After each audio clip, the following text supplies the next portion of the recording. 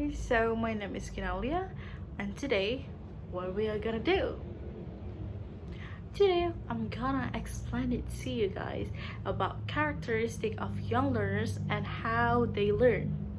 Before we go to the topic, young learners are typically children in the range of 3 until 12 years old, who are still in the process of developing their cognitive, social, emotional skills.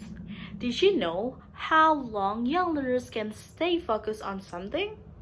It's so easy to know about it, like we can just counting. It's probably you gonna ask me like how we gonna counting, right? So basically it's easy. We can just twice their age. It's easy, isn't it? You must remember that point, okay? So go to the topic.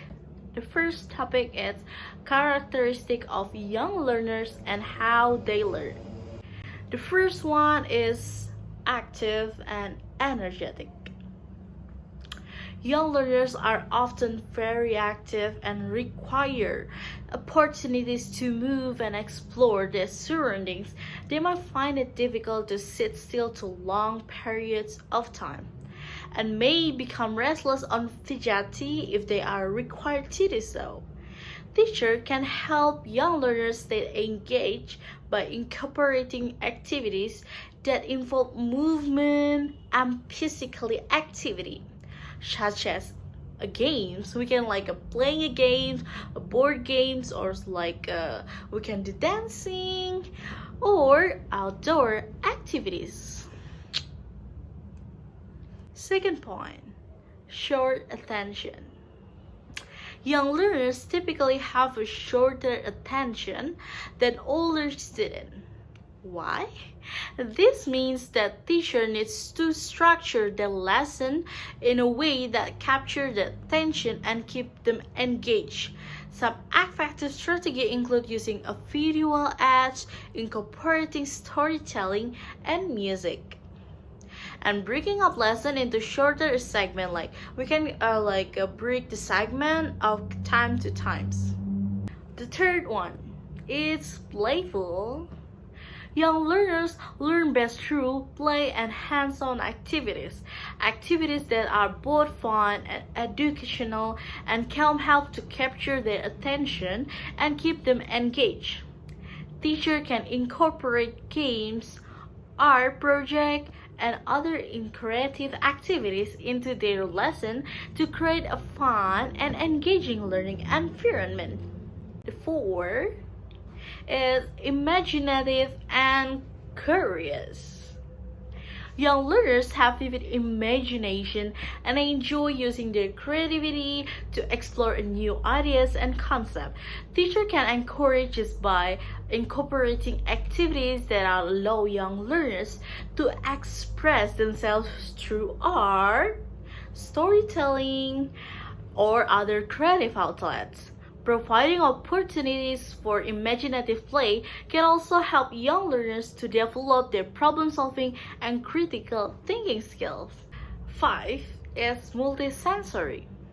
Young learners benefit from a multisensory approach to learning.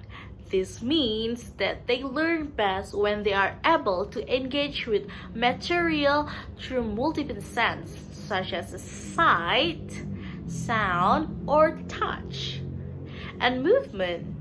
For example, a lesson on a shape might include a visual aid, such as a picture or a circle, a song or a rhyme, that helps students remember the shape name, and a hands-on activity that involves manipulating object in the shape of a circle.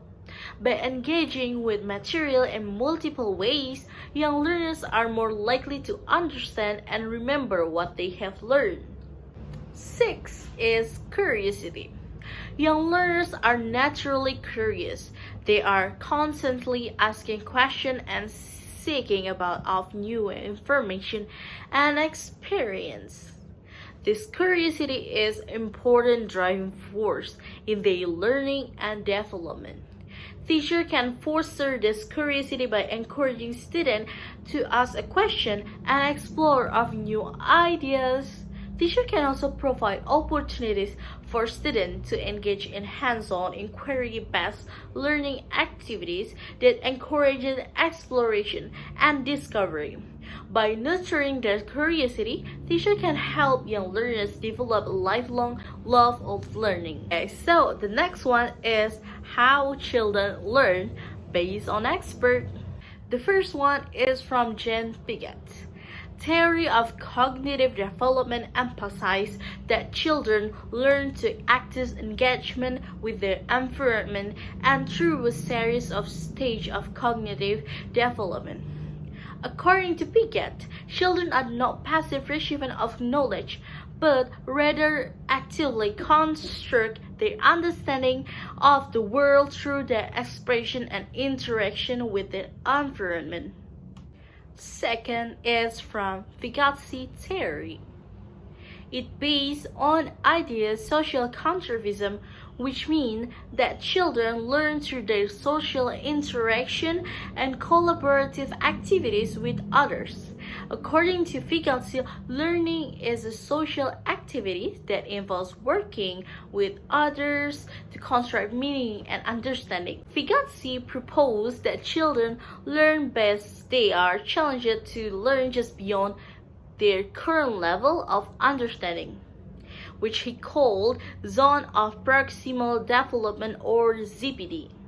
Children can learn with the help of more knowledgeable other or MKO, such as a teacher or a peer, who can provide support and guidance as they learn. And last but not least is from Brutus theory. It's also based on the idea of constructivism, which means that children actively construct their understanding of the world through their expression and interaction with their environment. Learning should be open and spiral back to superficially learn concepts and ideas, allowing children to develop a deeper understanding over time. And for the last material I'm gonna explain it to you is how children and adults learn. So I'm going to tell you first about how adults learn.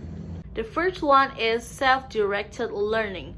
Adults tend to take responsibility for their own learning and prefer to learn through self-directed methods such as an online course or books or workshop.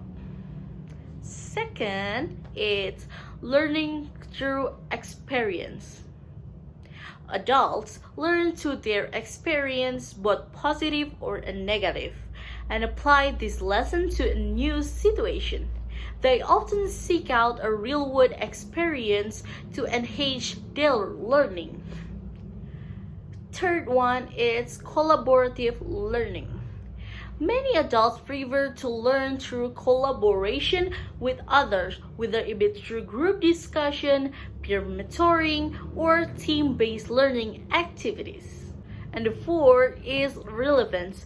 Adults are motivated to learn when they perceive that the learning has relevance to their lives or career.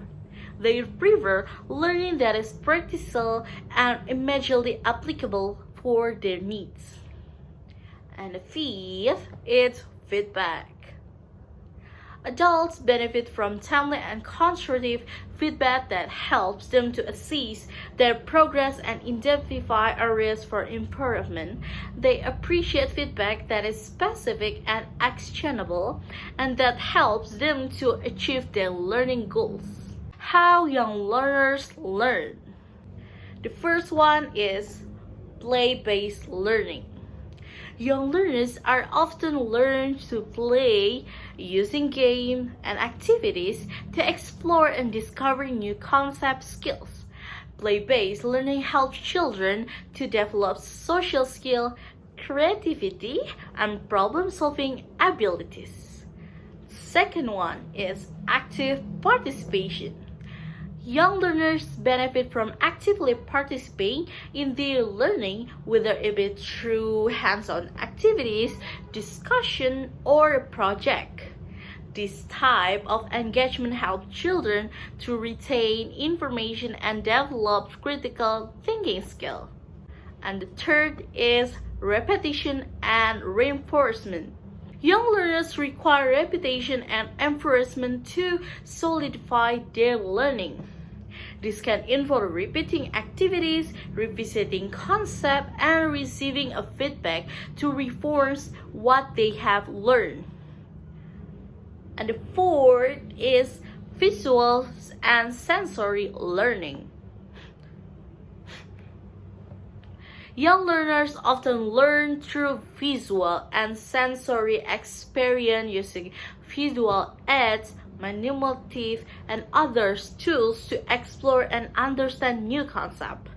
This type of learning is especially effective for children who are not yet proficient readers. And the last is positive reinforcement. Young learners thrive on positive reinforcement, receiving praise and recognition for their effort and accomplishment. This type of encouragement helps to build confidence and motivate children to continue learning and exploring new ideas. So, that's a characteristic of young learners and how they learn from me. I hope you enjoy watching my video and see you in the next video. Bye!